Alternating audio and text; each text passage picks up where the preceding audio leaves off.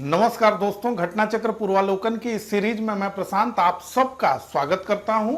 घटना चक्र पूर्वालोकन की इस सीरीज के तहत हम इंडियन पॉलिटी से पिछले वर्षों में विभिन्न परीक्षाओं में पूछे गए प्रश्नों को टॉपिक वाइज डिस्कस कर रहे हैं। तो इस सीरीज का ये मेरा 7वां लेक्चर है, जिसमें मैं आपसे डिस्कस करूंगा शासन प्रणाली यानी सिस्टम ऑफ गवर्नेंस से पिछले वर्षों में पूछे गए कुल 83 प्रश्नों को। तो आप देखें तो बहुत अधिक प्रश्न इस टॉपिक से पूछे गए हैं। तो ये महत्वपूर्ण टॉपिक है, पिछले वर्षों में विभिन्न परीक्षाओं में इससे प्रश्न पूछे जाते रहे हैं।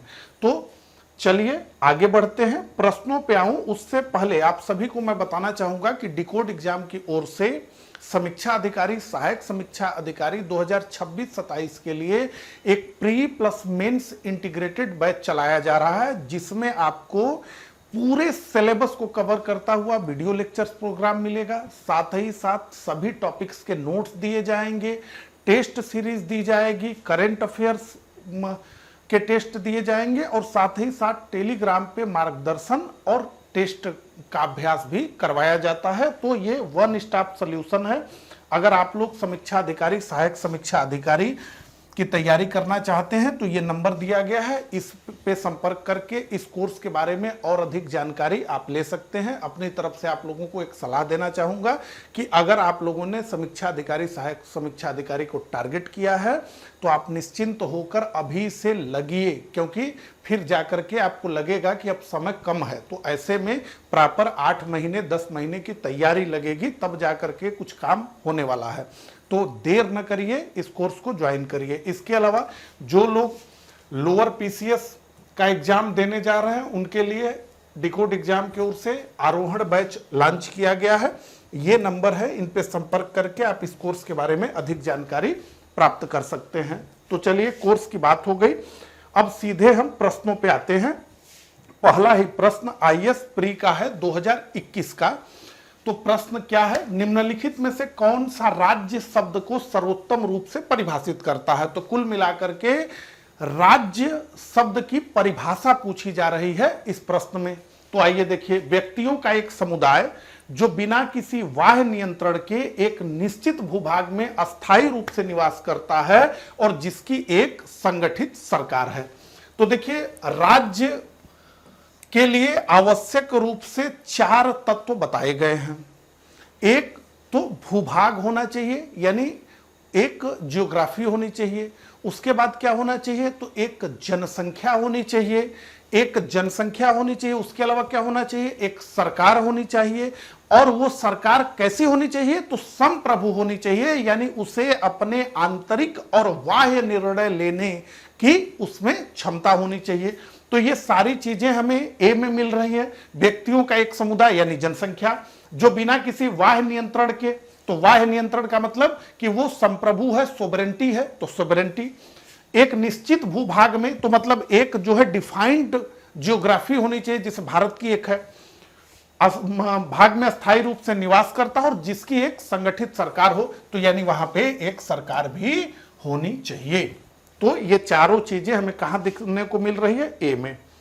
अगला प्रश्न, निम्नलिखित में से कौन सा राज्य का सबसे महत्वपूर्ण तत्व है। तो ध्वज है, राजधानी है, तो निश्चित रूप से संप्रभुता है। इसीलिए 1947 से पहले के भारत में सरकार भी थी, जनसंख्या भी थी, भूभाग भी था, लेकिन संप्रभुता नहीं थी।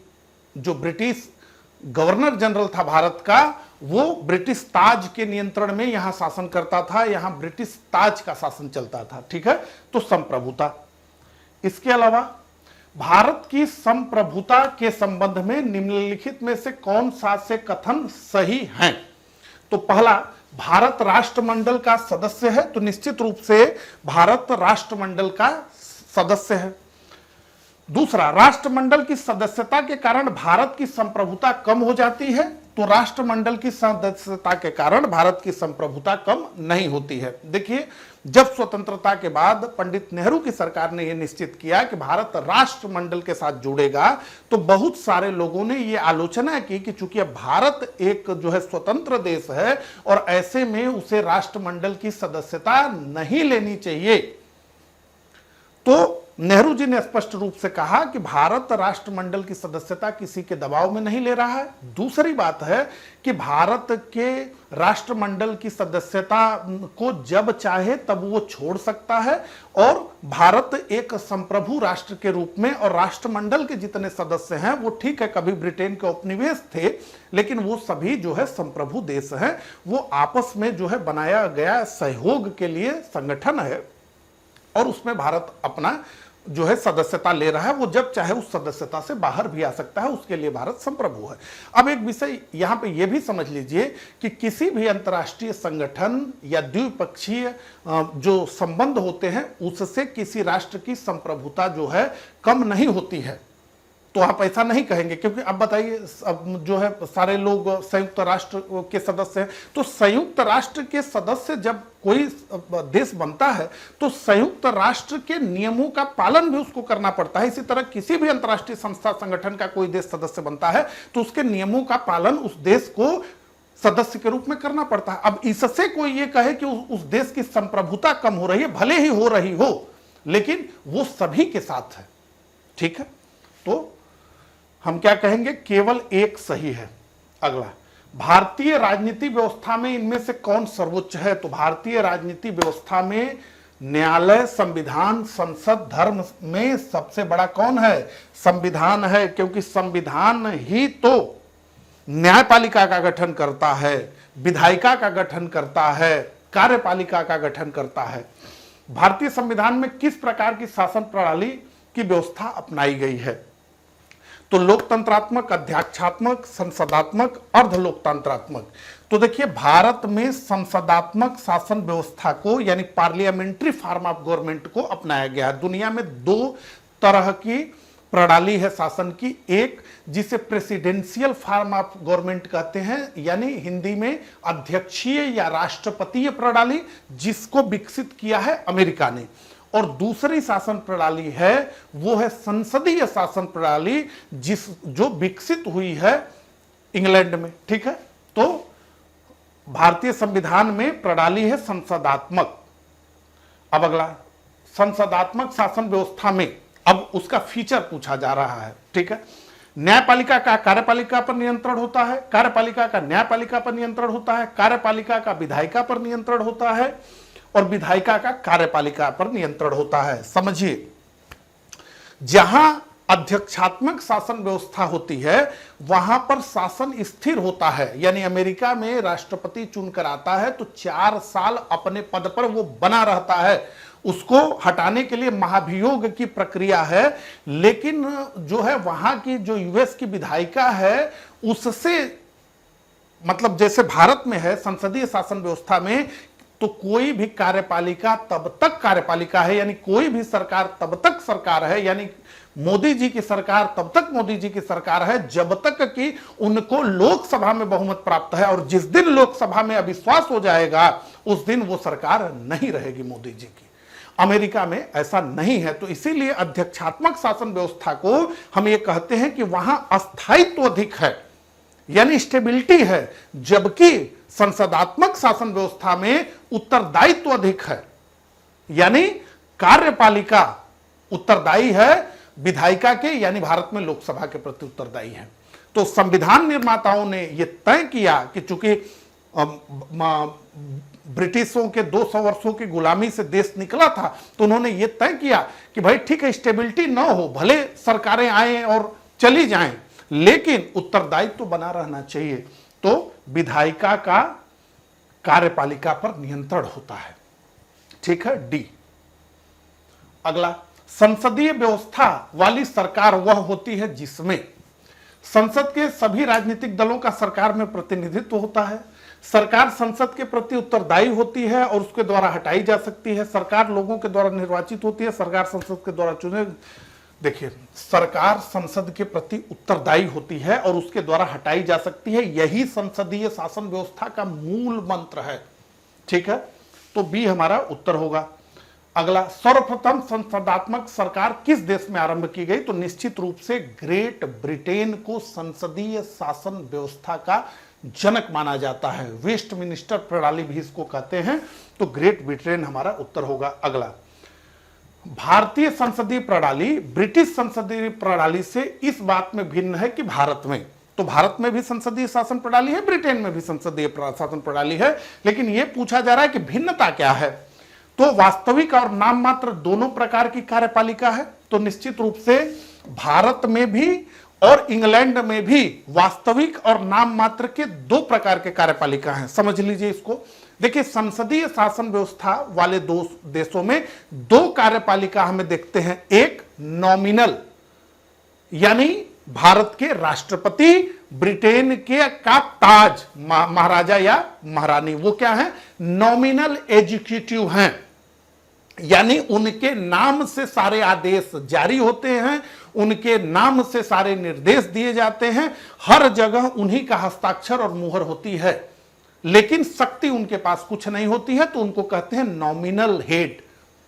और एक होता है रियल एग्जीक्यूटिव, तो वो क्या है? नॉमिनल एग्जीक्यूटिव है। राष्ट्रपति भारत में और ब्रिटेन में ब्रिटेन की महारानी या महाराजा, लेकिन भारत में या ब्रिटेन में एक रियल एग्जीक्यूटिव होता है, प्रधानमंत्री और उसकी मंत्रिपरिषद।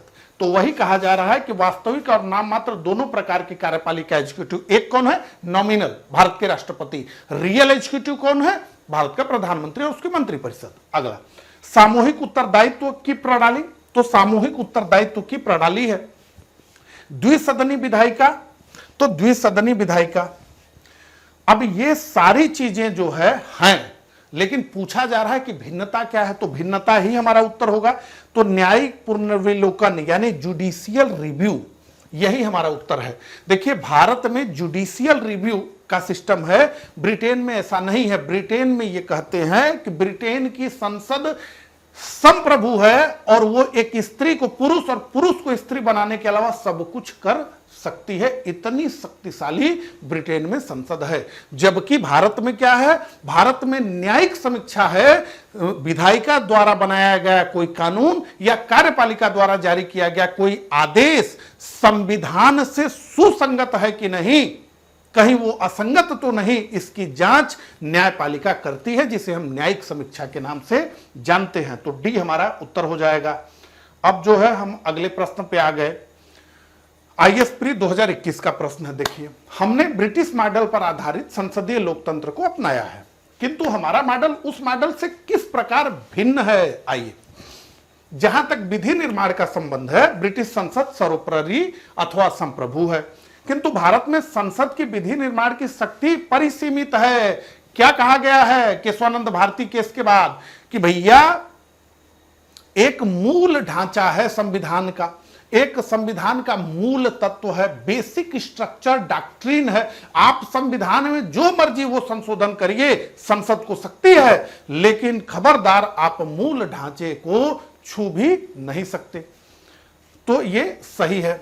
भारत में संसद के किसी अधिनियम के संशोधन की संवैधानिकता से संबंधित मामले उच्चतम न्यायालय द्वारा संविधान पीठ को भेजे जाते हैं। तो निश्चित रूप से समझ लीजिए, संविधान की व्याख्या से जुड़ा हुआ कोई मामला अगर है तो उसमें 5 जजेस की पीठ बैठती है, जिसे हम कॉन्स्टिट्यूशनल बेंच कहते हैं। कम से कम 5 जज होंगे तभी सुनवाई होगी, 2-4 से काम नहीं चलेगा, 5। तो उसी को कॉन्स्टिट्यूशनल बेंच हम कह रहे हैं। तो हमारा उत्तर हो जाएगा 1 और 2 दोनों। ठीक है।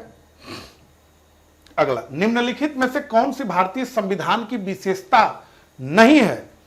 संसदात्मक सरकार, तो ये तो विशेषता है। स्वतंत्र न्यायपालिका, संघात्मक सरकार, सब विशेषता। अध्यक्षात्मक सरकार, मैंने बताया कि ये प्रणाली जो है अमेरिका में है। अगला, भारतीय राजनीतिक पद्धति के बारे में निम्न में कौन सही नहीं है? धर्मनिरपेक्ष राज्य, संसदीय पद्धति की सरकार, तो धर्मनिरपेक्ष राज्य है भारत, संसदीय पद्धति की सरकार है भारत में, संघीय नीति है, राष्ट्रपतीय पद्धति की सरकार भारत में नहीं है। अब निम्नलिखित कथनों पर विचार कीजिए और नीचे दिए गए कूट से सही उत्तर चुनना है। 2 कथन दिए गए हैं, आइए देखें। भारत में संसदीय शासन प्रणाली है, तो निश्चित रूप से भारत में संसदीय शासन प्रणाली है। भारत में कार्यपालिका व्यवस्थापिका के प्रति उत्तरदायी है, निश्चित रूप से संसदीय शासन प्रणाली का मूल उद्देश्य ही यह होता है कि विधायिका कार्यपालिका विधायिका का कार्यपालिका पर नियंत्रण होता है। ठीक है, तो भारत में कार्यपालिका व्यवस्थापिका के प्रति उत्तरदायी होती है, इसीलिए तो उसे उत्तरदायी सरकार कहा गया। तो ए तथा आर दोनों सही है तथा आर ए की सही व्याख्या नहीं है, ए गलत, आर देखिए ऑप्शन बदल दिया गया। हमेशा जो है कथन दोनों सही हैं और फिर जो है व्याख्या भी सही है, तो वो ए पे रहता है। इस प्रश्न में देखिए डी पे है और यूपीपीसीएस प्री 2025 का प्रश्न है, यानी एकदम लेटेस्ट प्रश्न है। तो ए और आर दोनों सही हैं, लेकिन आर ए की सही व्याख्या है, लेकिन किंतु चलिए यह डी हमारा उत्तर है। अगला, भारत में संसदीय प्रणाली की सरकार है क्योंकि लोकसभा जनता द्वारा प्रत्यक्ष रूप से निर्वाचित होती है। अब संसदीय शासन व्यवस्था की विशेषता से प्रश्न है। संसद संविधान का संशोधन कर सकती है, राज्यसभा को भंग नहीं किया जा सकता, मंत्रिपरिषद लोकसभा के प्रति उत्तरदायी होती है। तो भारत में संसदीय प्रणाली की सरकार है क्योंकि मंत्रिपरिषद लोकसभा के प्रति उत्तरदायी होती है। उत्तरदायित्व का तत्व है संसदीय शासन व्यवस्था में। अब आइए अगले प्रश्न पे, संसदीय स्वरूप के शासन का प्रमुख लाभ यह है कि, क्या लाभ है? कार्यपालिका और विधानमंडल दोनों स्वतंत्र रूप से काम करते नहीं, यहां तो समन्वय होता है। कार्यपालिका और विधायिका में समन्वय होता है। विधायिका के ही सदस्य कार्यपालिका का निर्माण करते हैं। हालांकि यह प्रावधान है कि कोई व्यक्ति बिना लोकसभा और राज्यसभा का सदस्य बने हुए मंत्री बन सकता है, लेकिन 6 महीने से अधिक नहीं बन सकता। 6 महीने से अधिक के लिए उसे या तो राज्यसभा या लोकसभा का सदस्य बनना पड़ेगा।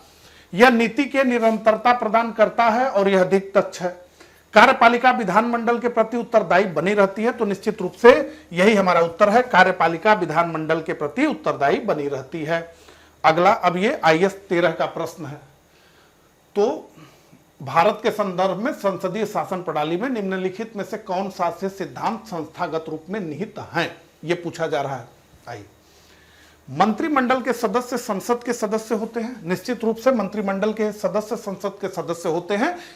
यह है नियम कि कोई व्यक्ति बिना किसी सदन के सदस्यता के मंत्री बन सकता है, लेकिन 6 महीने से अधिक नहीं।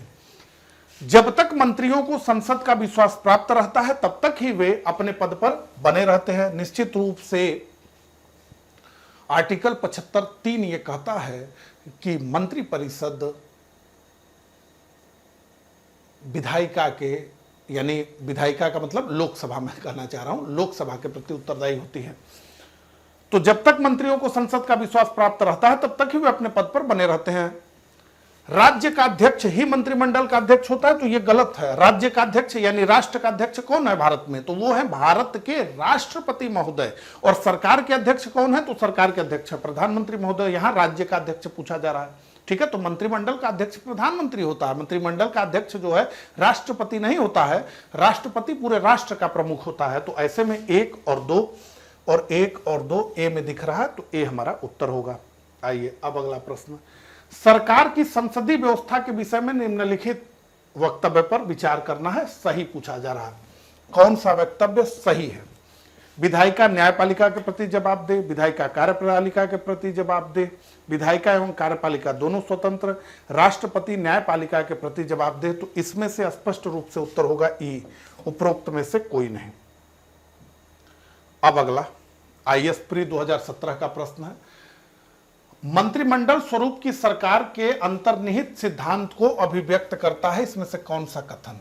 ठीक है, ऐसी सरकार के विरुद्ध आलोचना, ऐसी सरकार के कामकाज में तेजी लाने की क्रियाविधि, सरकार के जनता के प्रति सामूहिक उत्तरदायित्व को सुनिश्चित करने के लिए संसदीय लोकतंत्र की एक क्रियाविधि, सी हमारा उत्तर होगा। प्रश्न क्या है? जो मंत्रिमंडल स्वरूप की सरकार के अंतर्निहित सिद्धांत को अभिव्यक्त करता है, तो मंत्रिमंडल स्वरूप की सरकार के अंदर यह अंतर्निहित है कि सरकार के जनता के प्रति सामूहिक उत्तरदायित्व को सुनिश्चित करने के लिए संसदीय लोकतंत्र की एक क्रियाविधि।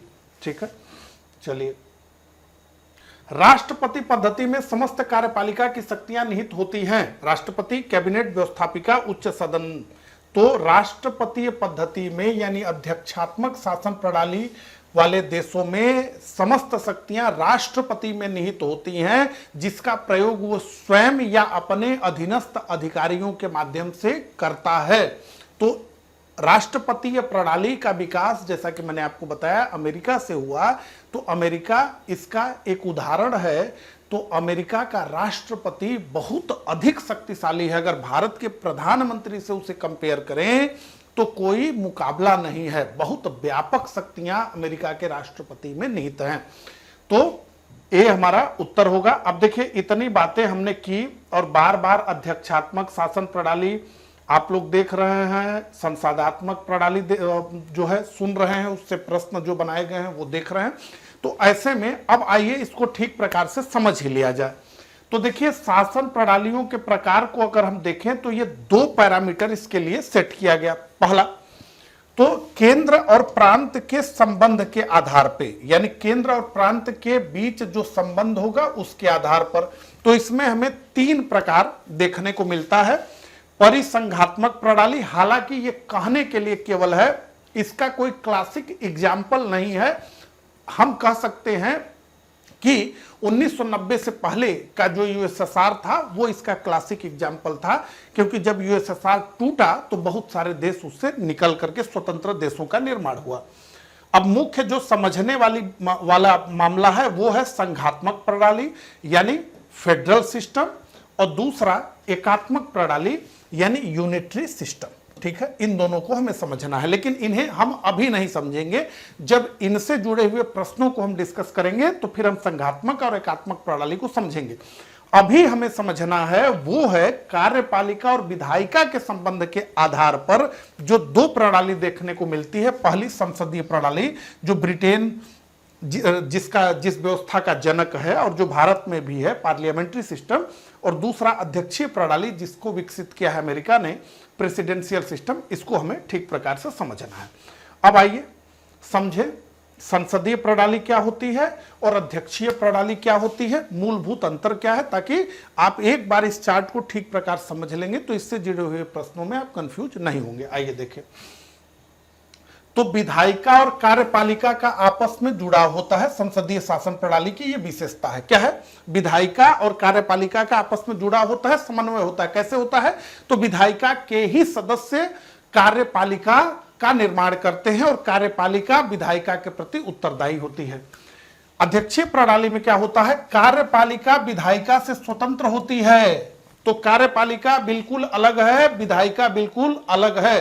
तो यहां क्या है, भारत में समन्वय की बात की गई है, जबकि भारत का मतलब संसदीय शासन व्यवस्था में, और अध्यक्षीय प्रणाली में क्या है, सप्रेशन ऑफ पावर की बात की गई है, शक्तियों के पृथक्करण की। तो वहां कार्यपालिका यानी राष्ट्रपति और विधायिका अलग अलग है। ठीक है, इसके अलावा राज्याध्यक्ष यानी हेड ऑफ द स्टेट नाम मात्र का कार्यकारी होता है। जैसे भारत में राष्ट्रपति है, जैसे ब्रिटेन में ब्रिटेन की महारानी या महाराजा नॉमिनल एग्जीक्यूटिव होता है, जबकि अध्यक्षीय शासन प्रणाली में जो हेड ऑफ स्टेट होता है वो वास्तविक कार्यकारी होता है। इसीलिए यह कहा गया, भारत के भी संबंध में समझिए, मैं ब्रिटेन के संबंध में बता रहा हूं। यह कहा गया कि ब्रिटेन के राजा के पास एक ऐसा प्रधानमंत्री है जो सारा निर्णय स्वयं लेता है, और अमेरिका का राष्ट्रपति एक ऐसा राजा है जिसका वो प्रधानमंत्री भी वो स्वयं है। तो वो रियल एग्जीक्यूटिव है अमेरिका का राष्ट्रपति। क्यों? क्योंकि वहां अध्यक्षीय प्रणाली है और भारत में जो हेड ऑफ स्टेट हैं वो अलग व्यक्ति हैं और हेड ऑफ गवर्नमेंट अलग है। ठीक है, कार्यपालिका का अस्तित्व तभी तक जब तक उसे विधायिका में बहुमत हो। तो संसदीय शासन प्रणाली की सबसे बड़ी विशेषता है कि यहां उत्तरदायित्व है, यानी कार्यपालिका का अस्तित्व तभी तक है जब तक उसे भारत के संबंध में लोकसभा में बहुमत प्राप्त है। यहां क्या है, कार्यपालिका को कार्यकाल की सुनिश्चितता प्राप्त होती है। अमेरिका का राष्ट्रपति बैठ गया गद्दी पे तो केवल महाभियोग से हटेगा, नहीं तो 4 साल बैठे रहेगा। तो अब देखिए यहां क्या है, संसदीय प्रणाली में विधायिका और कार्यपालिका के बीच समन्वय है, जैसा मैंने आपको कहा कि कोऑर्डिनेशन है यहां। जबकि अध्यक्षीय प्रणाली में क्या है, शक्तियों का पृथक्करण, सप्रेशन ऑफ पावर, और नियंत्रण और संतुलन, चेक एंड बैलेंस के सिद्धांत पर यह व्यवस्था चलती है। यह क्या है, संसदीय प्रणाली उत्तरदायी शासन व्यवस्था है। यह क्या है, उत्तरदायित्व का यहां अभाव है। उदाहरण में एक ब्रिटेन हमने लिख दिया और एक संयुक्त राज्य अमेरिका लिख दिया।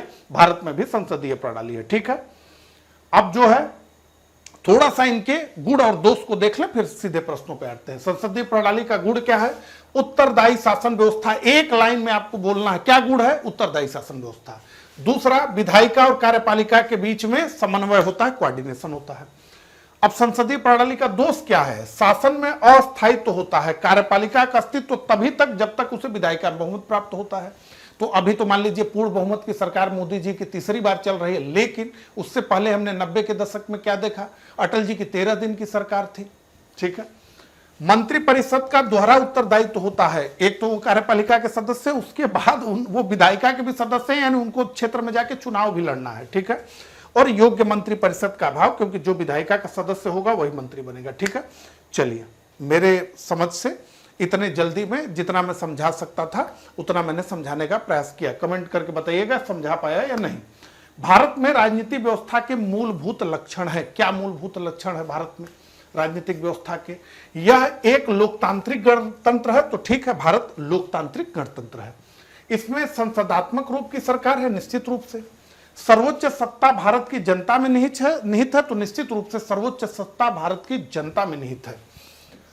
हम भारत के लोग, यह एक एकीकृत शक्ति का प्रावधान करता है? नहीं, यह एकीकृत शक्ति का प्रावधान नहीं करता है, यानी एकात्मक शासन व्यवस्था भारत में नहीं है, एकीकृत शक्ति नहीं। तो 1 2 3, 1 2 3 हमें कहां दिख रहा है? बी में, तो यही हमारा उत्तर है। अब जो है अगला, निम्नलिखित कथनों पर विचार करना है। फिर से, भारत एक लोकतांत्रिक राज्य व्यवस्था है, निश्चित रूप से भारत में लोकतंत्र है। भारत एक प्रभुता संपन्न राज्य है, तो निश्चित रूप से भारत के पास अपनी सोवेरेंटी है। भारत में लोकतांत्रिक समाज है, तो मान ही लिया जाए लोकतंत्र में जो लोग रह रहे हैं वो लोकतांत्रिक समाज ही होगा, निश्चित रूप से। भारत एक कल्याणकारी राज्य है, तो निश्चित रूप से संविधान निर्माताओं का तो यही स्वप्न था कि भारत को एक कल्याणकारी राज्य बनाना है, वेलफेयर स्टेट बनाना है। ऐसे में जो है डीपीएसपी में वेलफेयर की बातें भर भर के की गई हैं। ठीक है। तो 1 2 3 4, तो ऐसे में हम क्या कहेंगे? डी हमारा उत्तर हो जाएगा, 1 2 3 4। अब अगला, निम्नलिखित में से कौन सी विशेषता भारतीय राजतंत्र की नहीं है? मतलब कौन सी विशेषता नहीं है, ये पूछा जा रहा है। एक, संविधान संगत सरकार, तो ये तो है। लोकतांत्रिक सरकार है। विधि का शासन, सही है। सत्तावादी सरकार भारत में नहीं है, अधिनायकवाद भारत में नहीं है। अगला, केंद्र सरकार और राज्य सरकारों को प्राधिकार प्राप्त होता है, तो केंद्र की सरकार और राज्य सरकार को प्राधिकार कौन देगा? निश्चित रूप से भारत का संविधान। अगला, अब जो है निम्नलिखित कथनों पर विचार करना है। यूपीपीसीएस प्री 2017, भारत एक लोकतांत्रिक देश है, तो निश्चित रूप से भारत एक लोकतांत्रिक देश है। भारत का अपना एक संविधान है, तो निश्चित रूप से भारत का संविधान है। तो ऐसे में ए सही है, ए और आर दोनों सही है, लेकिन आर ए की सही व्याख्या नहीं है। ठीक है। तो भारत का अपना एक संविधान है, इसलिए भारत लोकतंत्र है, ये बात जमने वाली नहीं। बहुत सारे देश हैं जहां की संविधान नहीं है लेकिन वो लोकतंत्र है। ब्रिटेन में लोकतंत्र है, ब्रिटेन का अपना संविधान नहीं है। तो ऐसे में जो है हम यही कहेंगे कि कथन तो दोनों जो है सही है, लेकिन व्याख्या नहीं सही है। अब अगला, निम्न में कौन सुशासन की विशेषता नहीं? तो जवाबदेही, पारदर्शिता, कानून का नियम, सब सुशासन के। लाल फीताशाही, यानी बिना कारण के अकारण नियमों का भंडार, इतने नियम कि आप उसमें फंस करके उलझ जाएं, लाल फीताशाही। ठीक है, रेड टेपिज्म। अगला, कल्याणकारी राज्य, वेलफेयर स्टेट का उद्देश्य क्या है? अधिकतम संख्या का अधिकतम कल्याण, कमजोर वर्गों के कल्याण का प्रबंध। तो भारत में कल्याणकारी राज्य का यही उद्देश्य है कि जो कमजोर वर्ग के लोग हैं उनका अधिक से अधिक कल्याण किया जा सके। इसी प्रकार से भारत में आप योजनाओं को देखते हैं, हर व्यवस्था को आप देखते हैं। ठीक है। चलिए, अब जो है अगले प्रश्न पे बढ़ते हैं। अगला प्रश्न, हाँ, राज्य हर जगह है, यह अंतराल शायद ही कोई छोड़ता है, यह वक्तव्य किस धारणा की व्याख्या करता है? तो निश्चित रूप से कल्याणकारी राज्य। राज्य कल्याणकारी राज्य का मतलब है, कल्याणकारी राज्यों में देखें तो स्कैंडिनेवियन नेशंस जो हमें देखते हैं कि वो कल्याणकारी राज्य है। कल्याणकारी राज्य का मतलब कि राज्य ही आपका माता पिता हो जाए, तो राज्य आपके रोजगार की चिंता करे, रोजगार न दे सके तो बेरोजगारी भत्ता दे, मतलब हर जगह राज्य हो, यहां तक कि आप मर जाएं तो आपका अंतिम संस्कार भी करवा दे राज्य जो है। तो ये कल्याणकारी राज्य है, इतना ध्यान रखिए। कल्याणकारी राज्य बनाने के लिए बहुत पैसा लगता है। ठीक है, तो इतनी बात हमने कर ली, प्रश्नों को हमने देख लिया। तो अब एक जो है सूचना सुन लीजिए।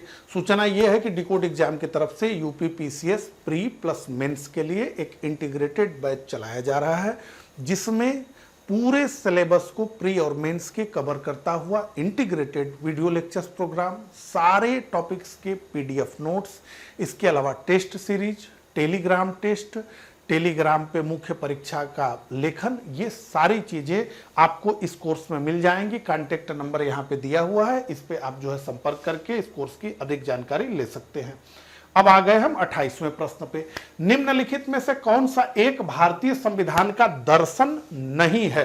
अब उत्तराखंड के हिसाब से देखें, एकदम लेटेस्ट प्रश्न है। कौन सा दर्शन नहीं है? कल्याणकारी राज्य है, समाजवादी राज्य ये भी है, राजनीतिक समानता बात ही हो रही है, साम्यवादी राज्य नहीं है भारत, कम्युनिज्म की बात भारत में नहीं है। अगला, निम्नलिखित कथनों में से कौन सा सही है? भारतीय संविधान अध्यक्षात्मक है, ये तो गलत है। भारत एक नाम मात्र का राजतंत्र है, भारत राजतंत्र थोड़े है, लोकतंत्र है। भारत एक कुलीन तंत्र है, नहीं, भारत कुलीन तंत्र नहीं है। तो भारत एक संसदात्मक प्रजातंत्र है, लोकतंत्र है भारत। अगला, भारत में राजनीतिक सत्ता का प्रमुख स्रोत कौन है? तो निश्चित रूप से भारत में राजनीतिक सत्ता का प्रमुख स्रोत जनता है। निम्नांकित में से कौन एक अध्यक्षात्मक शासन प्रणाली का आधारभूत तत्व है? संविधान की कठोरता, एकल कार्यपालिका, व्यवस्थापिका की सर्वोच्चता, अवशिष्ट शक्तियों। एकल कार्यपालिका, एकल कार्यपालिका ये जो है लक्षण है, हमने डिस्कस किया ना, जबकि हमें संसदीय शासन व्यवस्था में दो तरह की कार्यपालिका दिखती है। निम्नलिखित में से कौन सा सही है? अध्यक्षात्मक शासन प्रणाली की विशेषता है, कार्यकारिणी का प्रमुख राष्ट्रपति होता है, राष्ट्रपति अपने मंत्रिपरिषद का चयन स्वयं करता है, राष्ट्रपति व्यवस्थापिका को भंग नहीं कर सकता। तो ऊपर वर्णित सभी तथ्य इससे हैं। तो आप समझ लीजिए कि ठीक प्रकार से अध्यक्षात्मक शासन प्रणाली को और ठीक प्रकार से संसदीय शासन प्रणाली को आपको समझना होगा, क्योंकि पिछले वर्षों में इससे बहुत सारे प्रश्न बहुत तरीके से बनाए जा रहे हैं। अब अगला, अध्यक्षात्मक शासन का उदय सर्वप्रथम किस देश में हुआ? तो निश्चित रूप से संयुक्त राज्य, ये अमेरिका में हुआ। डी हमारा उत्तर होगा। भारत में प्रजातंत्र इस तथ्य पर आधारित है कि संविधान लिखित है? नहीं, संविधान लिखित है इसके आधार पर थोड़े है। यहां मौलिक अधिकार प्रदान किए गए हैं, इस आधार पर भी नहीं है। प्रजातंत्र का मतलब क्या है? प्रजातंत्र, लोकतंत्र का तो यही मतलब है, जनता को सरकार को चुनने तथा बदलने का अधिकार प्राप्त है, इसीलिए तो हम कहते हैं कि भारत एक लोकतंत्र है। ठीक है, अगला, अब प्रश्न धीरे आ रहे हैं। लोकतंत्र का उत्कृष्ट गुण है कि वह क्रियाशील बनाता है, यह आईएएस का प्रश्न है। और साधारण पुरुषों और महिलाओं की बुद्धि और चरित्र को ये माना गया, मतलब आईएएस में प्रश्न पूछा गया, आयोग के द्वारा ये माना गया कि इसका उत्तर ए होगा। अब आप लोग सहज बुद्धि से बताइए कि इसका उत्तर क्या माना जाए। लोकतंत्र का उत्कृष्ट गुण यह है कि वह क्रियाशील बनाता है साधारण पुरुषों और महिलाओं की बुद्धि और चरित्र को। साधारण पुरुषों और महिलाओं की तो बात छोड़िए, जो इलीट हैं, जो बहुत पढ़े लिखे हैं, अंत में भारत में सारा काम जो है जाति के हिसाब से हो रहा है। अब लेकिन अब कहने के लिए, पढ़ने पढ़ाने के लिए तो इसी हिसाब से जो है हमें ऑप्शन चुनना होगा। तो 35 का ये उत्तर है। भारत एक गणतंत्र है, इसका अर्थ है, गणतंत्र का मतलब आप क्या समझते हैं, ये चेक किया जा रहा है। भारत एक गणतंत्र, इसका क्या अर्थ है? सभी मामलों में अंतिम अधिकार जनता के पास है? नहीं। भारत में संसदीय शासन नहीं, भारत में वंशानुगत शासन नहीं है। तो गणतंत्र का सीधा सीधा अर्थ ये होता है कि जो हेड ऑफ स्टेट है वो जो है परोक्ष या मतलब जो है प्रत्यक्ष या अप्रत्यक्ष रूप से चुन कर आता हो, निर्वाचित हो। जैसे ब्रिटेन में क्या है? लोकतंत्र है। लेकिन क्या ब्रिटेन गणतंत्र भी है? नहीं, ब्रिटेन गणतंत्र नहीं है। क्यों? क्योंकि ब्रिटेन में जो हेड ऑफ स्टेट है या जो राजा या रानी है वो निर्वाचित होकर नहीं आती। ब्रिटेन का कोई व्यक्ति हेड ऑफ स्टेट नहीं बन सकता, बल्कि एक खास परिवार में जन्मा व्यक्ति ही, उसके ही चांस है कि वो ब्रिटेन का हेड ऑफ स्टेट बन जाए, यानी राजा या रानी। जापान में हेड ऑफ स्टेट कौन है? जापान के राजा। तो वहां वो भी गणतंत्र नहीं है। गणतंत्र का सीधा मतलब है कि वहां जो हेड ऑफ स्टेट है वो प्रत्यक्ष या अप्रत्यक्ष रूप से, जैसे भारत में राष्ट्रपति निर्वाचित होकर के आए, इसी का मतलब है गणतंत्र। तो अमेरिका भी गणतंत्र है, भारत भी गणतंत्र है, लेकिन जापान गणतंत्र नहीं है और ब्रिटेन गणतंत्र नहीं है, जबकि ये चारों लोकतंत्र हैं। ठीक है, तो भारत में वंशानुगत शासन नहीं है। 4 नहीं हुए, हमने, हाँ 4 हो गए। ठीक है, भारत में वंशानुगत शासन नहीं है। अब अगले प्रश्न में आए, भारत एक गणतंत्र है जिसमें अंतर्निहित है कि राज्य का अध्यक्ष निर्वाचित होता है। स्पष्ट रूप से 37 का जो उत्तर होगा वो हो जाएगा ए।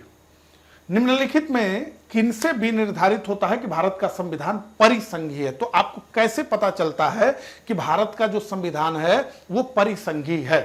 तो संविधान लिखित और अनम्य है, न्यायपालिका स्वतंत्र है, अवशिष्ट शक्तियां केंद्र में निहित होना और केंद्र और राज्यों के बीच शक्तियों का वितरण है। तो स्पष्ट रूप से संघीय प्रणाली में जो मूल बात है वो शक्तियों के विभाजन की है कि भाई राज्य कौन से सब्जेक्ट्स देखेगा, केंद्र कौन से सब्जेक्ट्स देखेंगे, तो केंद्र और राज्यों के बीच शक्तियों का वितरण, तो यही जो है भी निर्धारित होता है इसी से कि संविधान परिसंघीय है। भारत में स्पष्ट रूप से 3 सूचियों का उल्लेख किया गया है। ठीक है, चलिए अब जो है अगले अगले अगले अगले प्रश्न पे आए। भारतीय संविधान कैसा है? कठोर, लचीला? नहीं कठोर, नहीं लचीला, अंशतः कठोर, अंशतः लचीला। तो भारतीय संविधान क्या है? अंशतः कठोर है। मतलब भारत के संविधान में कुछ संशोधन इतने करने इतने मुश्किल है कि दोनों सदनों से पृथक पृथक 2/3 बहुमत से पारित होने के बाद प्रस्ताव को आधे से अधिक राज्यों की सहमति चाहिए, और कुछ इतने आसान होते हैं कि साधारण बहुमत से उनमें संशोधन हो जाता है। तो अंशतः कठोर और अंशतः लचीला है भारत का संविधान। अब जो है भारत की संसदीय शासन प्रणाली एवं ब्रिटेन की संसदीय शासन प्रणाली में अंतर का मुख्य बिंदु कौन सा है? सामूहिक उत्तरदायित्व, न्यायिक समीक्षा, द्विसदनात्मक, वास्तविक और नाममात्र। यही न्यायिक समीक्षा का कॉन्सेप्ट जो है ब्रिटेन में नहीं है। ब्रिटेन की संसद क्या है? संप्रभु है। वो स्त्री को पुरुष को स्त्री बनाने के अलावा सब कुछ करने में सक्षम है, उसके पास सब कुछ करने की शक्ति है। अब जो है अगला प्रश्न, निम्न कथनों पर विचार कीजिए और अंत में दिए गए कूट से सही उत्तर चुनिए। भारत के संविधान में एक संघीय प्रणाली का प्रावधान है। तो निश्चित रूप से भारत एक संघ है। हालांकि फेडरेशन इस शब्द का संविधान में कहीं पर भी प्रयोग नहीं किया गया है, हर जगह यूनियन इस शब्द का प्रयोग किया गया है। उसने एक बहुत शक्तिशाली केंद्र की रचना की है। तो निश्चित रूप से भारत में बहुत शक्तिशाली केंद्र है, इसीलिए भारत के संविधान को अर्ध संघीय कहते हैं। कहते हैं कि ये अर्ध संघीय है, मतलब क्लासिक एग्जाम्पल नहीं है। संघ का क्लासिक एग्जाम्पल अमेरिका है। ठीक है, तो दोनों ए और आर सही है, परंतु आर ए का सही स्पष्टीकरण नहीं है। बी हमारा उत्तर होगा। अब फिर से कथन का प्रश्न, भारत में संघवादिता व्यवहारिक नहीं है। तो निश्चित रूप से भारत में संघवादिता व्यवहारिक नहीं है। भारत एक संघीय राज्य नहीं है। निश्चित रूप से यह गलत है। भारत एक संघीय राज्य नहीं है। संघवादिता व्यवहारिक का मतलब कि भारत में हम क्लासिक संघ नहीं देखते हैं। भारत को जो है, भारत को अर्ध संघीय कहते हैं। भारत को ये कहते हैं कि ये केंद्राभिमुख संविधान है। ठीक है, उसकी ये बात हो रही है। लेकिन भारत एक संघीय राज्य नहीं है, ये गलत है। भारत एक संघीय राज्य है। तो ऐसे में ए सही है, आर गलत है, सी हमारा उत्तर होगा। अब जो है यहां पे परिसंघात्मक और संघात्मक प्रणाली आ गई है।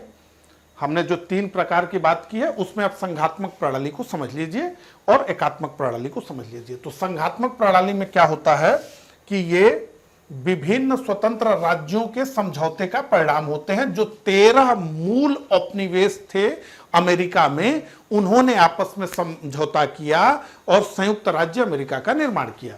तो विभिन्न निर्माण इकाइयों को संघ से अलग होने का अधिकार नहीं होता है। तो इसको ये कहते हैं कि ये अविनाशी राज्यों का अविनाशी संगठन है। क्या है? अविनाशी राज्यों का अविनाशी संगठन है। यानी इनडिस्ट्रिक्टेबल यूनियन ऑफ इनडिस्ट्रिक्टेबल स्टेट, तो किसी को डिस्ट्रैक्ट नहीं किया जा सकता, ये भी अविनाशी है, राज्य भी संघ भी। यहां क्या होता है एकात्मक प्रणाली में, विनाशी राज्यों का अविनाशी संघ। तो यहां क्या है, संघ तो अविनाशी है, संघ क्या है भारत में, भारत क्या है, अविनाशी है, और उत्तर प्रदेश विनाशी। ठीक है, उत्तर प्रदेश का नाम बदल जा सकता है, उत्तर प्रदेश को 4 टुकड़ों में बांट करके 4 नए राज्य बना सकते हैं, ये बात। केंद्र और राज्य की स्थिति समान होती है, कोई जूनियर और कोई सीनियर नहीं होता है, अर्थात केंद्र और प्रांत में कोई किसी के अधीन नहीं होता, लेकिन यहां शासन की संपूर्ण शक्तियां केंद्र सरकार में निहित होती है, प्रांतों की अधिकारिता केंद्र की इच्छा पर निर्भर होती है। तो भारत में यह नहीं है, भारत में क्या है, भारत में जो है शक्तियों का स्पष्ट विभाजन किया गया है। भारत में जैसे संघात्मक प्रणाली है अमेरिका में, तो अमेरिका में यह सही है कि राज्य भी अविनाशी है और संघ भी अविनाशी है, लेकिन भारत में क्या है, यह एकात्मक फीचर है भारत में कि भारत में राज्य तो विनाशी हो सकते हैं, उनका विनाश हो सकता है, लेकिन संघ विनाशी है। तो एग्जाम्पल में संयुक्त राज्य अमेरिका और ब्रिटेन, ये देख लीजिए। अब जो है आगे बढ़िए, अब संघात्मक प्रणाली और एकात्मक प्रणाली को ठीक प्रकार समझ लीजिए कि आखिर आप कैसे पहचानेंगे। तो पहला है, संघात्मक प्रणाली की सबसे बड़ी विशेषता होती है कि यहां लिखित संविधान आवश्यक होता है। क्यों? क्योंकि केंद्र और राज्य, जो विभिन्न राज्य हैं, जो समझौते आपस में कर रहे हैं, उस समझौते की शर्त कहीं तो लिखी जानी चाहिए, और जहां लिखी जानी चाहिए वो सर्वोच्च होना चाहिए। तो वो संविधान है, और वो क्या है, सर्वोच्च है। उसके बाद तो यहां लिखने से ही काम चलेगा, यहां अलिखित समझौता नहीं होगा, यहां लिखना पड़ेगा। तो अमेरिका में लिखा गया है, हमेशा कठोर होगा संविधान और संविधान सर्वोच्च होगा। तो हमेशा संघीय देशों में कठोर संविधान होता है। अमेरिका का संविधान कठोर संविधान है, 3/4 राज्यों का अनुसमर्थन हर एक संशोधन के लिए चाहिए होता है। इसीलिए अभी तक केवल 27 संशोधन हुए हैं अमेरिका के संविधान में। तो हमेशा कठोर होगा, यानी संविधान संशोधन करना हमेशा कठिन होगा, और हमेशा संविधान सर्वोच्च होगा, क्योंकि उसी में तो समझौते की सारी बात लिखी गई है, तो उसकी सर्वोच्चता रहेगी। इसके अलावा 2 संविधान रहेगा, तो केंद्र का रहेगा और प्रांत का रहेगा। भारत में क्या है, भारत में एक ही संविधान है। तो एक संविधान का मतलब ये यूनिटरी फीचर है, ये फेडरल फीचर नहीं है। हमेशा दोहरी नागरिकता होगी, एक केंद्र की होगी, एक प्रांत की होगी। भारत में क्या है, एक ही नागरिकता है। तो ये क्या है, फीचर, यूनिटरी फीचर है भारत में। ठीक है, अब देखिए यहां एकात्मक प्रणाली में क्या है, लिखित भी हो सकता है, अलिखित भी हो सकता है, कोई मतलब नहीं है, लिखित भी हो सकता है, अलिखित भी हो सकता है। लचीला, अक्सर लचीला होगा, हमेशा संसद की सर्वोच्चता होगी, एकल संविधान होगा, एकल नागरिकता होगी। अब देखिए संघात्मक प्रणाली में न्यायपालिका की स्वतंत्रता, तो कहने का मतलब है कि मैंने क्या बताया आपको कि संविधान होगा, संविधान जो है लिखित होगा, लिखित संविधान होगा, कठोर संविधान होगा, और संविधान की सर्वोच्चता होगी। लेकिन अब ऐसे में संविधान का निर्वचन कौन करेगा? अब तो पता चले कि संविधान का निर्वचन जो कर रही है संस्था, उसका भी बहुत अहम रोल है कि वो स्वतंत्र होनी चाहिए। कहीं अगर वो संघ के दबाव में निर्वचन करने लगे तो राज्यों का अहित हो जाएगा। तो हमेशा क्या होगा, संघीय देशों में न्यायपालिका की स्वतंत्रता होगी, क्योंकि संघ और राज्यों का झगड़ा जो होगा वो न्यायपालिका के पास आएगा, और न्यायपालिका अगर स्वतंत्र नहीं होगी तो वो क्या निर्णय देगी। ठीक है, तो न्यायपालिका की स्वतंत्रता और संविधान की व्याख्या के संबंध में न्यायपालिका की सर्वोच्चता की कोई और व्याख्या नहीं करेगा संविधान की, केवल न्यायपालिका करेगी। ठीक है, यहां क्या है, यहां कोई मतलब ही नहीं है, तो संसद सर्वोच्च है। इसके अलावा केंद्र और राज्यों के मध्य शक्तियों और दायित्वों का संवैधानिक विभाजन, भारत में क्या है, 7वीं अनुसूची में 3 सूचियां हैं, संघ की सूची, ये विषय होंगे। तो ये नहीं कि भारत सरकार ने बता दिया कि भाई राज्यों के अधिकार होंगे, नहीं, संविधान में लिखिए, तो संविधान में लिखना होगा। सभी शक्तियां केंद्र में निहित होती हैं, प्रांतों की शक्तियां केंद्र की इच्छा पर आधारित होती है। यूनिटरी व्यवस्था में अगर प्रांत हैं भी तो केंद्र बताते हैं कि भाई ये तुम्हारे विषय है।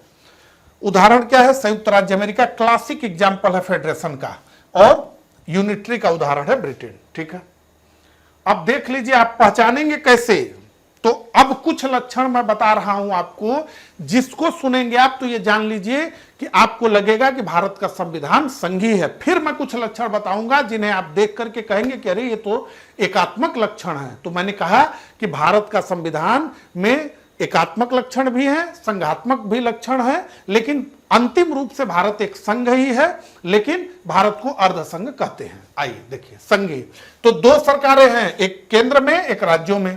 शक्तियों का स्पष्ट विभाजन है, कहां है? संविधान में। लिखित संविधान है, तो भारत का संविधान क्या है? लिखित संविधान है। संविधान क्या है भारत में? सर्वोच्च है। संविधान क्या है? सर्वोच्च है। ये तो हमने अभी आपको बताया ना कि ये सब आवश्यक चीजें हैं। तो वो है स्वतंत्र न्यायपालिका है। भारत में न्यायपालिका क्या है? स्वतंत्र है कुछ। और द्विसदनी विधायिका है। द्विसदनी विधायिका कॉन्सेप्ट समझ लीजिए। क्यों लोकसभा और राज्यसभा बनाया गया है? देखिए, लोकसभा तो पूरे भारत के जनता का प्रतिनिधित्व कर रही है जो है संघ में, लेकिन राज्यसभा संघ में राज्यों का प्रतिनिधित्व करती है। तो इसीलिए संघीय देशों में हमेशा दो हाउस होना जरूरी है, एक जो जनता का प्रतिनिधित्व करने वाला निकाय हो और एक जो राज्यों का प्रतिनिधित्व करने वाला निकाय हो। मैंने आपको बताया कि अमेरिका फेडरेशन का क्लासिक एग्जांपल है। तो अमेरिका में 50 राज्य हैं और वहां जो सीनेट है 100 सदस्य है, तो हर राज्य से 2 सदस्य जाते हैं, जबकि भारत में ऐसा नहीं है। भारत में यूपी सबसे बड़ा राज्य है तो वहां से 31 जाते हैं, छोटे राज्यों से 1 जाते हैं। ठीक है, तो ये जो है कि मतलब बड़े राज्य से अधिक लोग और छोटे राज्य से कम लोग, ये भी गैर संघीय लक्षण है। अब गैर संघीय क्या है? तो एक सशक्त केंद्र है, केंद्र भारत में बहुत मजबूत है, ये गैर संघीय लक्षण है। एक संविधान है, राज्यों का भी होना चाहिए। एकल नागरिकता है, तो भारत में एकल नागरिकता है। एकीकृत न्यायपालिका है, ऊपर से लेकर के नीचे तक न्यायपालिका एक है, जबकि वहां क्या है? राज्य सूची के लिए राज्यों के न्यायालय और जो है संघीय सूची के लिए संघीय न्यायालय। राज्यपाल का पद, राज्यपाल कौन है? ये राज्यपाल कितना महत्वपूर्ण पदाधिकारी है किसी राज्य में कि वो व्यक्ति उस राज्य के विधायिका का हिस्सा होता है, साथ ही साथ कार्यपालिका का हेड होता है। वो सारे आदेश उसी के नाम से जारी किए जाते हैं और उस व्यक्ति को केंद्र के द्वारा भेजा जाता है। उस व्यक्ति के चयन में उस राज्य का या उस राज्य की जनता द्वारा चुने गए मंत्रिपरिषद का कोई रोल नहीं होता है। आप समझिए, तो ये क्या है? एकल है। इसके बाद अखिल भारतीय सेवाएं और आपातकालीन प्रावधान। तो ये सारे पैरामीटर्स मैंने आपको बता दिए, इससे आप पहचान सकते हैं। चलिए, भारतीय राज्य व्यवस्था में निम्नलिखित में से कौन सी अनिवार्य विशेषता है जो यह दर्शाती है कि उसका स्वरूप संघीय है? तो निश्चित रूप से ए हमारा उत्तर होगा, न्यायपालिका की स्वतंत्रता सुरक्षित है। 43 का ए। अब जो है अगले प्रश्न पे बढ़ते हैं। अगला प्रश्न आ गया, निम्न में से कौन एक भारत के संविधान का संघीय लक्षण नहीं है? तो केंद्र तथा राज्यों के बीच शक्ति का बंटवारा, तो यह संघीय लक्षण है। पूर्ण रूप से लिखित संविधान संघीय लक्षण। एकहरी नागरिकता, यही संघीय लक्षण नहीं है। अगला भारतीय संघीय व्यवस्था में कौन से एकात्मक तत्व पाए जाते हैं? अभी हमने देखा, तो आप देखिए उससे जुड़े हुए कितने प्रश्न पूछे जा रहे हैं।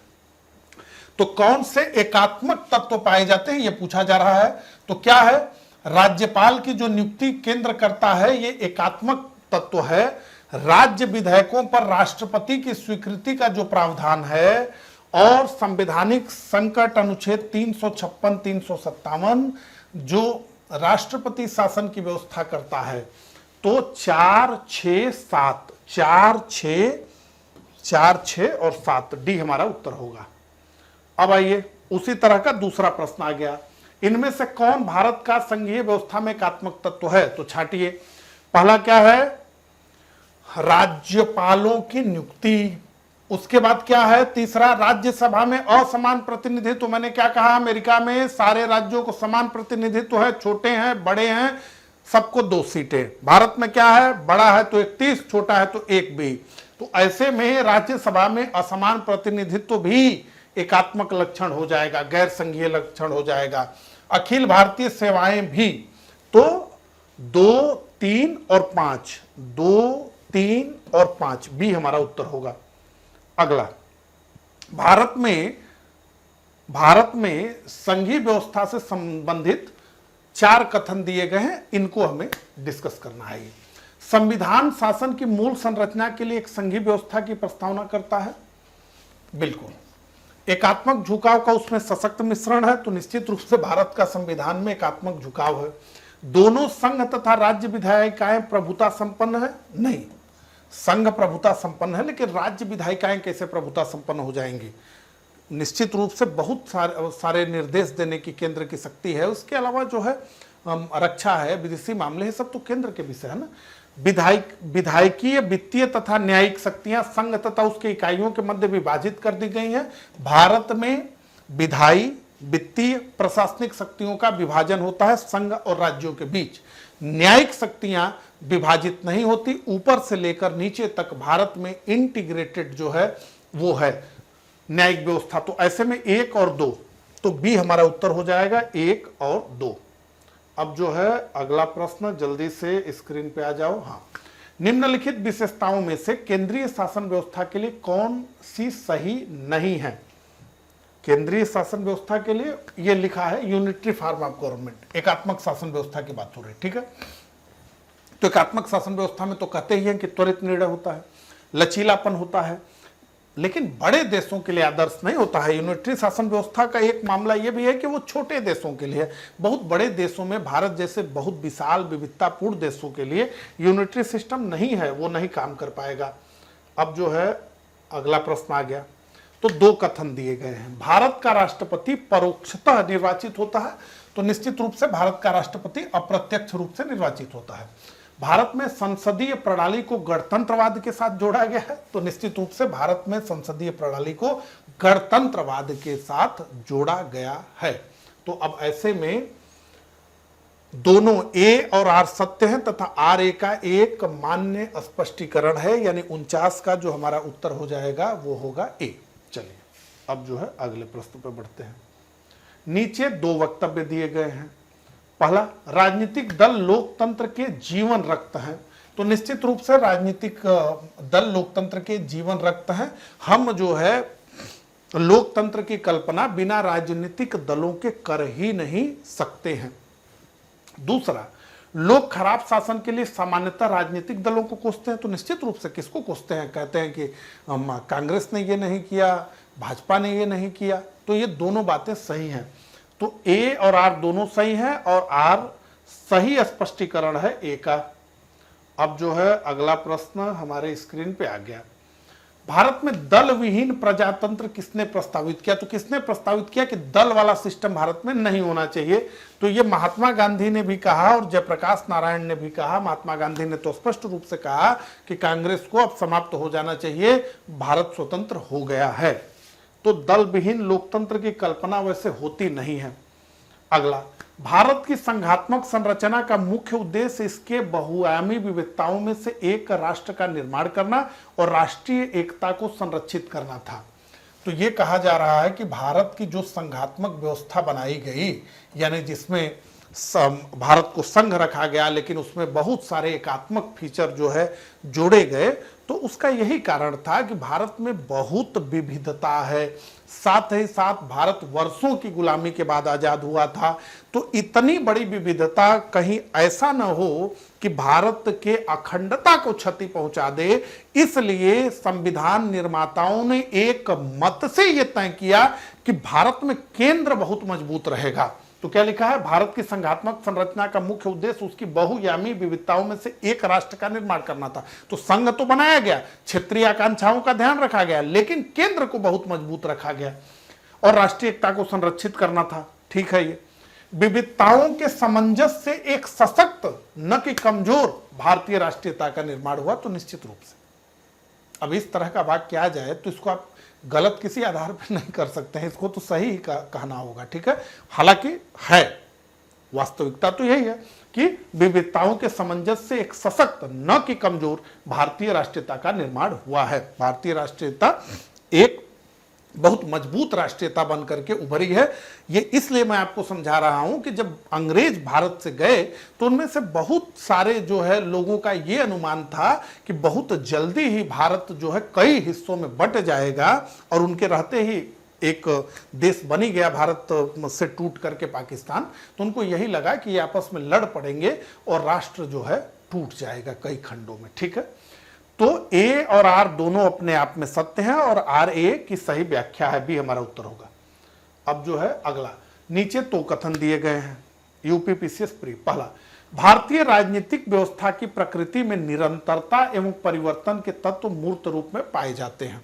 ठीक है, अब चलिए, भारतीय राजनीतिक व्यवस्था में निम्न राजनीतिक कार्यशैलियों जैसे आधुनिक शैली, परंपरागत शैली तथा संत शैली के तत्व समाहित हैं। भी इस तरह के जो प्रश्न हैं, अब इनका उत्तर जो है आप किस प्रकार से दीजिएगा।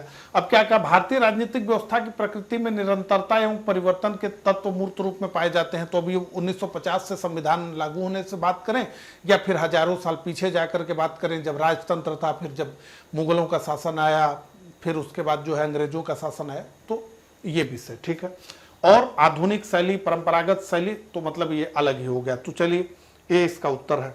अब इसका तो इसी तरह उत्तर बताना होगा। हाँ, कथन ए क्या है, महिलाएं, दलित, निर्धन एवं अल्पसंख्यक समूह भारत में लोकतंत्र के सबसे बड़े दावेदार हैं। अब लोकतंत्र के तो सबसे बड़े दावेदार सारे लोग होने चाहिए ना, इसमें कोई कैटेगरी बनाने की जरूरत नहीं। 125 करोड़ सारे लोग जो है लोकतंत्र के सबसे बड़े दावेदार हैं, सब लोग लोकतंत्र में रह रहे हैं। लेकिन ठीक है, ऐसे कहते हैं। भारत में लोकतंत्र अधिक आत्मसम्मान की कामना का वाहक बनकर उभरा है।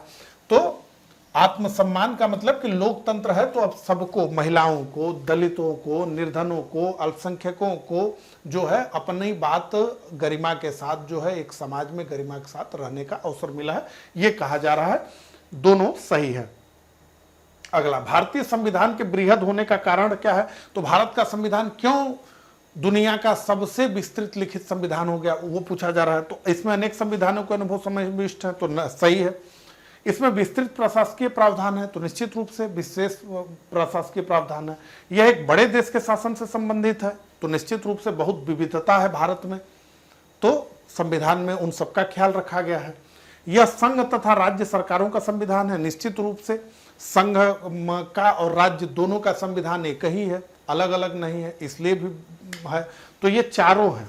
ठीक है, कारण, निम्नलिखित में से कौन सा कथन सत्य है। संयुक्त राज्य अमेरिका में सरकार की संघीय प्रणाली है, सही है। भारत में सरकार की संघीय और एकात्मक दोनों प्रकार की प्रणाली है, नहीं। फ्रांस में सरकार की संघीय प्रणाली है, नहीं। पाकिस्तान में, ये संयुक्त राज्य अमेरिका में सरकार की संघीय प्रणाली है। अब जो है अगले प्रश्न पे बढ़ते हैं। निम्नलिखित में से कौन सी एक भारतीय संघ राज्य पद्धति की विशेषता नहीं है। तो ध्यान से पूछा जा रहा नहीं है। भारत में स्वतंत्र न्यायपालिका है, तो है। केंद्र और राज्यों के बीच शक्तियों का स्पष्ट विभाजन किया गया है, बिल्कुल किया गया है। संबद्ध होने वाली इकाइयों को राज्यसभा में असमान प्रतिनिधित्व दिया गया है, तो निश्चित रूप से दिया गया है। यह संघबद्ध होने वाली इकाइयों के बीच एक सहमति का परिणाम नहीं, स्पष्ट रूप से भारत में जो भारत है वो राज्यों के बीच समझौते का परिणाम नहीं है। स्पष्ट रूप से डॉक्टर भीमराव अंबेडकर ने यह बात कहा है। उन्होंने कहा कि हम संविधान को संघवाद के तंग ढांचे में ढालना नहीं चाहते। हमको कोई जरूरत नहीं कि हम क्लासिकल एग्जाम्पल बने, क्योंकि हमें केंद्र को बहुत अधिक मजबूत रखना है, क्योंकि हमारे देश की यही आवश्यकता है। ठीक है, चलिए अब फिर नीचे दो कथन दिए गए हैं। भारतीय संघात्मक व्यवस्था को अर्ध संघात्मक कहा जाता है, निश्चित रूप से। भारत में एक स्वतंत्र न्यायपालिका है जिसे न्यायिक समीक्षा का अधिकार है। तो यूपीपीसीएस प्री 2022 में यह पूछा गया प्रश्न है, यानी यह प्रश्न जो है लेटेस्ट प्रश्न की कैटेगरी में आएगा। तो भारतीय संघात्मक व्यवस्था अर्ध संघात्मक है। भारत में एक स्वतंत्र न्यायपालिका है जिसे न्यायिक समीक्षा, तो ए और आर दोनों सही हैं, परंतु आर ए का सही स्पष्टीकरण नहीं है। दोनों दो अलग अलग बातें हैं। अब फिर से जो है कथन का आ गया। कथन ए, भारतीय संविधान अर्ध संघात्मक है, तो निश्चित रूप से भारतीय संविधान अर्ध संघात्मक है। भारतीय संविधान न तो संघात्मक है और न ही एकात्मक है, तो इसीलिए तो कहा गया कि भारतीय संविधान क्या है, वो है अर्ध संघात्मक, यानी कि वो न तो संघात्मक है न ही एकात्मक है। तो ए हमारा उत्तर होगा। अब जो है भारतीय संविधान की प्रकृति क्या है, संघीय है, एकात्मक है, संसदीय है, बिल्कुल सही ये है, प्रकृति में तो संघीय है भारत का संविधान, लेकिन भावना में वो एकात्मक है। ठीक है, तो डी हमारा उत्तर होगा। अब जो है अगला, भारतीय संघवाद को सहकारी संघवाद किसने कहा? तो भारतीय संघवाद को सहकारी संविधान ग्रेनविल ऑस्टिन ने कहा, यानी जी ऑस्टिन। ये हमारा उत्तर होगा। अब जो है अगला प्रश्न, निम्नलिखित में से किस आलोचक ने भारतीय शासन व्यवस्था के लिए अर्ध संघात्मक शब्द का प्रयोग किया? तो निश्चित रूप से केसी वियर ने भारतीय संविधान को अर्ध संघात्मक कहा। अब जो है अगला प्रश्न, किसने कहा भारत अर्ध संघात्मक राज्य? सेम प्रश्न रिपीट हो गया, तो उत्तर होगा डी, केसी वियर। अब जो है सूची का प्रश्न आ गया। देखिए, सूची 1 को सूची 2 से सुमेलित करना है। तो सूची ए में ये है कि कथन है, और सूची 2 में वो कथन किसने कहा। तो हम क्या जानते हैं, सहकारी संघवाद कहा ग्रेनविल ऑस्टिन ने। ए का 4 होना चाहिए। अब देखिए, ये यूपी पीसीएस प्री 2024 का प्रश्न है, यानी मैं आपको समझाना चाहता हूं कि ट्रेंड जो है अभी भी बदला नहीं है। यूपी पीसीएस 2024 का प्रश्न है, और केवल सहकारी संघवाद जो कि प्रसिद्ध है ग्रेनविल ऑस्टिन, अगर ये आपको पता होगा तो ये देखिए ए का 4 केवल सी में है, यानी 64 का जो उत्तर है वो आपको मिल चुका है कि उसका उत्तर जो है सी है। केवल एक फैक्ट जानने से ही आपने इस प्रश्नों को क्रैक कर लिया, समझिए। तो इसलिए प्रीवियस ईयर के प्रश्नों को ध्यान से करना है। तो अब देखिए किसने क्या कहा। केसीआर ने कहा कि भारत का संविधान अर्धसंघीय है। ग्रेनविल ऑस्टिन ने कहा कि सहकारी संविधान संघवाद है, कोऑपरेटिव फेडरलिज्म है। आइवर जेनिंग्स ने कहा कि ये federation with A centralised tendency है। और पाइली ने कहा कि भारत का ढांचा संघात्मक है किंतु उसकी आत्मा एकात्मक है। अब जो है 65वां प्रश्न, भारतीय संविधान के विषय में निम्नलिखित पर विचार करना क्या है। भारतीय संविधान अधिक कठोर तथा अधिक लचीले के मध्य एक अच्छा संतुलन स्थापित करता है। ये कथन जो है किसने कहा? B R Ambedkar, M B Pylee. तो ये कथन भी केसी वियर ने ही कहा। अब देखिए कथनों से कितने प्रश्न पूछे जा रहे हैं। संविधान को संघात्मक के तंग ढांचे में नहीं ढाला जा सकता, ये किसने कहा? तो जैसा कि मैंने आपको कहा, डॉक्टर बी आर अम्बेडकर का ये कथन है। अब जो है अगले प्रश्न पे हम बढ़ते हैं। और कहावतों के रूप में प्रशासन के सिद्धांतों को किसने अस्वीकार किया? तो इसका उत्तर है ए, हर्बर्ट साइमन। अब जो है हम आगे बढ़ते हैं, और 68वां प्रश्न आ गया। बड़ा शानदार प्रश्न है। विधि और स्वाधीनता के बीच सबसे उपयुक्त संबंध को निम्नलिखित में से कौन प्रतिबिंबित करता है? यदि विधियां अधिक होती हैं तो स्वाधीनता कम होती है, ये सही है। यदि विधि नहीं है तो स्वाधीनता भी नहीं है। यदि स्वाधीनता है तो विधि निर्माण जनता को करना होगा। सबसे सही है बी, यदि विधि नहीं है तो स्वाधीनता भी नहीं है। स्पष्ट रूप से जॉन लॉक ने कहा कि स्वाधीनता के लिए विधि की उपस्थिति बेहद आवश्यक है। तो यही, यदि विधि नहीं है तो स्वाधीनता भी नहीं है। निम्नांकित में से कौन विकास प्रशासन की अवधारणा से संबंधित है? तो फ्रेड डब्ल्यू रिक्स इससे संबंधित हैं। अब जो है अगला प्रश्न, निम्नांकित में कौन सा एक चिंतक लोक प्रशासन तथा निजी प्रशासन में समानताओं का समर्थक है? हर्बर्ट साइमन, पाल एच एप्लविस, सर जोसिया स्टाम। तो हेनरी फ्योल, यानी 70 का जो हमारा उत्तर होगा वो होगा डी। चलिए आगे बढ़ते हैं, आगे आगे आगे। हाँ, यदि हमारी सभ्यता विफल होती है तो वह मुख्यतः प्रशासन के ध्वस्त होने के कारण होगा। यह कथन किसका है? तो यह कथन है डब्ल्यू बी डानहम ने इसे कहा। 71 का जो हमारा उत्तर है वो है सी। अब जो है गणतंत्रीय अवधारणा से संबंधित निम्नांकित कथनों पर ध्यान देना है। एक राज्य जिसमें जनता सर्वोच्च हो, सर्वोच्च शक्ति निर्वाचित प्रधान में निहित हो, सर्वोच्च शक्ति एक राजा के समान एक ही व्यक्ति में निहित हो, एक ऐसी सरकार जो जनता द्वारा निर्वाचित हो। तो कहा जा रहा है एक नहीं है, तो सर्वोच्च शक्ति एक राजा के समान एक ही व्यक्ति में निहित नहीं हो। ठीक है, ये गणतंत्रीय अवधारणा। अब जो है अगला प्रश्न ये थोड़ा समय ले रहा है। ठीक है, निम्नलिखित में से किनको विधि के शासन के प्रमुख लक्षणों के रूप में माना जाता है? तो विधि के शासन का प्रमुख लक्षण ये पूछा जा रहा है आपसे। शक्तियों का परिसीमन, हाँ शक्तियों का परिसीमन। विधि के समक्ष समता, तो हाँ मतलब सब लोग विधि के समक्ष समान हैं। सरकार के प्रति जन उत्तरदायित्व तो नहीं, ये इसमें नहीं है। सरकार के प्रति जन उत्तरदायित्व तो नहीं है। स्वतंत्रता और नागरिक अधिकार है। तो 1, 2 और 4, 1, 2 और 4 हमें सी में उत्तर दिख रहा है। तो 73 का जो हमारा उत्तर हो जाएगा वो हो जाएगा सी। अब अगले कथन पे बढ़ते हैं।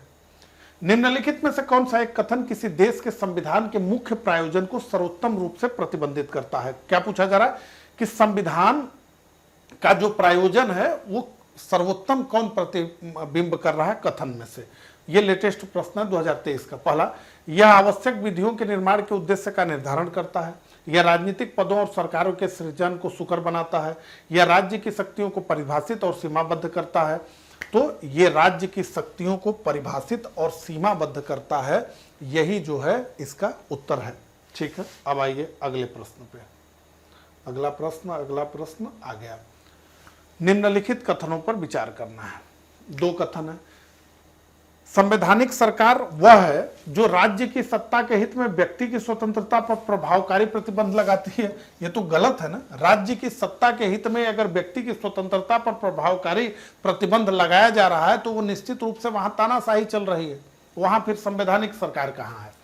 जो व्यक्ति की स्वतंत्रता के हित में राज्य की सत्ता पर प्रभावकारी प्रतिबंध लगाती है। भारत में देखिए भर भर के मौलिक अधिकार दिए गए हैं। ठीक है, तो केवल 2, क्या पूछा जा रहा है? सरकार वह है केवल 2 जो व्यक्ति की स्वतंत्रता के हित में राज्य की सत्ता पर प्रतिबंध लगाती है। अगला, परिभाषा से संवैधानिक सरकार का अर्थ है विधानमंडल द्वारा सरकार, लोकप्रिय सरकार, बहुदलीय सरकार नहीं, सीमित सरकार। गांधी जी ने कहा कि मैं उस सरकार को सबसे अच्छी सरकार मानूंगा जो अपने जनता पर सबसे कम से कम शासन करती हो। तो सीमित सरकार, मिनिमम गवर्नमेंट।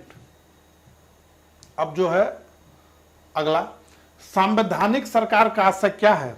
किसी राष्ट्र की परिसंघीय संरचना वाली एक प्रतिनिधि सरकार, कोई सरकार जिसके प्रमुख के पास नामात्र की शक्तियां हो, कोई सरकार जिसके प्रमुख के पास वास्तविक शक्तियां हो, कोई सरकार जो संविधान की सीमाओं से परिबद्ध हो, उसकी सीमाओं के तहत हो, वो सरकार होगी संवैधानिक सरकार। डी उत्तर है। अगले प्रश्न पे बढ़ते हैं। अगले प्रश्न पे अगला प्रश्न, राज्य व्यवस्था के संदर्भ में निम्नलिखित में से किस एक को आप स्वतंत्रता की सर्वाधिक उपयुक्त व्याख्या के रूप में स्वीकार करेंगे? आईएएस 2019 का प्रश्न है। ठीक है, राजनीतिक शासकों की तानाशाही के विरुद्ध संरक्षण, नियंत्रण का अभाव, इच्छानुसार कुछ भी करने का अवसर नहीं, स्वयं को पूर्णतः विकसित करने का अवसर, इसको ही हम कहेंगे कि ये जो है सर्वाधिक उपयुक्त व्याख्या है स्वतंत्रता की। ठीक है, समाज में समानता के होने का एक निहितार्थ यह है कि समाज में समानता का निहितार्थ क्या है? विशेषाधिकारों का अभाव है, अवरोधों का अभाव है, प्रतिस्पर्धा का अभाव है, निश्चित रूप से विशेषाधिकारों का अभाव। तो भारत में कोई व्यक्ति प्रथम श्रेणी का नागरिक नहीं है और न ही कोई व्यक्ति द्वितीय श्रेणी का नागरिक है, न ही कोई व्यक्ति प्रथम श्रेणी से ऊपर, न ही कोई व्यक्ति जो है प्रथम श्रेणी से नीचे हैं। तो सब क्या है? बराबर। ठीक है, चलिए अगला अगला अगला भारत एवं अमेरिका की राजनीतिक व्यवस्थाओं के बीच निम्नलिखित में से कौन सी विशेषताएं समान है? ये पूछा जा रहा है। तो अवशिष्ट शक्तियां केंद्र के पास नहीं, अमेरिका में अवशिष्ट शक्तियां राज्यों के पास, भारत में केंद्र के पास। अवशिष्ट शक्तियां राज्यों के पास, तो भारत में केंद्र के पास, अमेरिका के में राज्यों के पास। राष्ट्रपति के पास वीटो की शक्ति, तो यहाँ राष्ट्रपति के पास भारत में भी वीटो की शक्ति है, अमेरिका में वीटो शक्ति है, लेकिन अमेरिका के राष्ट्रपति के वीटो शक्ति का मतलब जो है, ये जो पॉकेट वीटो की बात हो रही है, 10 दिन के अंदर उनको कुछ जवाब देना है। उच्च सदन में कुछ मनोनीत सदस्य, जैसे राज्यसभा में भारत में कला, साहित्य, विज्ञान के आधार पर 12 लोगों को राष्ट्रपति महोदय राज्यसभा में मनोनीत करते हैं। ये प्रावधान अमेरिका में नहीं है। तो केवल 3, यही हमारा उत्तर होगा। अब जो है अगला प्रश्न आपके स्क्रीन पे आ गया है। दूसरे प्रशासनिक आयोग के कौन से प्रतिवेदन ने भारत में सुशासन की बाधाओं की पहचान की? तो ये था नागरिक केंद्रित प्रशासन, शासन का केंद्र बिंदु। ये जो है 81 का बी हमारा उत्तर होगा। अब आ गए हम अब हम आ गए भारतीय संघवाद में विविधताओं में एकता को प्रोन्नत करने हेतु निम्नलिखित में किन संस्थाओं को आवश्यक माना गया है? अंतर्राज्यीय परिषद और राष्ट्रीय विकास परिषद, वित्त आयोग, क्षेत्रीय परिषद, एकल न्यायिक व्यवस्था, सारा उपरोक्त सभी हो जाएंगे। अब जो है जल्दी से प्रश्न आ जाओ भाई। निम्नलिखित में से किस दशक में भारत की संसदात्मक व्यवस्था में केंद्रीयता से संघवाद? अब देखिए इस प्रश्न का मूल क्या है कि मतलब कांग्रेस ही भारत, ये जो मामला था आजादी के बाद जो है, फिर जाके दूसरे दलों का भी सत्ता में आने लगा। पहली बार 1957 में कम्युनिस्ट पार्टी की सरकार केरल में बनी और धीरे धीरे अन्य पार्टियां जो है इवाल्व होने लगी। वो क्षेत्रीय पार्टियों की बात हो रही है, तो उस हिसाब से ये बात हो रही है। तो ये हमारा उत्तर होगा। ठीक है, तो इस प्रकार से इस लेक्चर में हमने कुल 83 प्रश्नों को डिस्कस किया। मुझे कमेंट करके जरूर बताइएगा कि मेरा ये प्रयास आपको कैसा लगा। मिलता हूं इसी तरह के अगले लेक्चर में, तब तक के लिए आप सभी को नमस्कार, धन्यवाद।